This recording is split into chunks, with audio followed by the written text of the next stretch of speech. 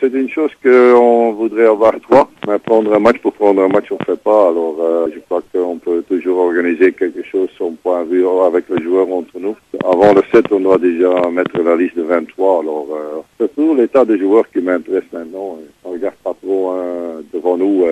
On regarde qu'est-ce qu'on peut faire dans les prochains jours.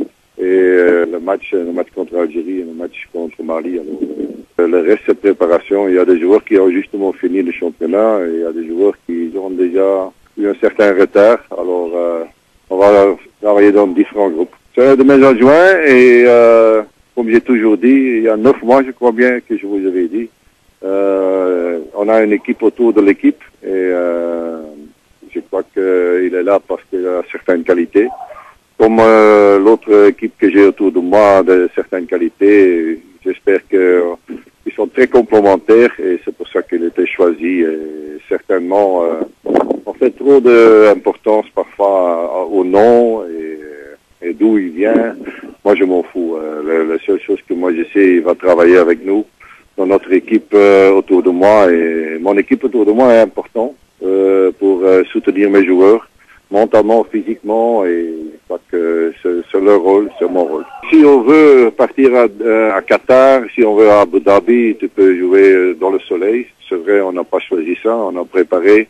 Je crois qu'on part maintenant un petit peu plus tôt à Gabon. C'est un petit peu le même climat que Guinée équatoriale. Je crois que tout est bien étudié. Tu ne dois pas jouer de match pour jouer de match. Tu dois jouer de match seulement pour te préparer pour le 18. Et nous autres, tout est en fonction de 18 et par les matchs amicaux qui sont importants maintenant. Vraiment, il y a beaucoup de joueurs qui ne sont pas encore là. Beaucoup. Il y a des joueurs qui ne sont pas encore là, des joueurs qui sont encore des obligations. N'oublie pas que certains nous ont oublié que les expatriés peuvent que venir, en principe, le 5 janvier. C'est un cas de 2 semaines avant le CAN. Et ça doit compter là-dessus qu'eux viennent à ce moment-là le 4 ou le 5. Ça veut dire que tu ne peux pas jouer presque un match le 7. C'est pour ça qu'on a essayé peut-être le 8. Mais en dernière minute, je crois que je n'aime pas tellement de changer beaucoup de choses. Mais c'est mieux de travailler un petit peu en silence. Moi, je parle jamais d'un joueur. Et certainement, chacun a ses favoris. Il y a certains joueurs que j'aime bien qui ne sont pas ici. Mais j'ai gardé, je crois bien, le même groupe. Ce sont tous gars, je crois bien, qui est nouveau. Alors, on garde la constante. L'esprit du groupe, on va essayer de garder ce qu'on a et certainement pas croire qu'on a le plus beau, le meilleur, mais on va tout faire, on va faire le maximum pour être un bon ambassadeur pour la Tunisie.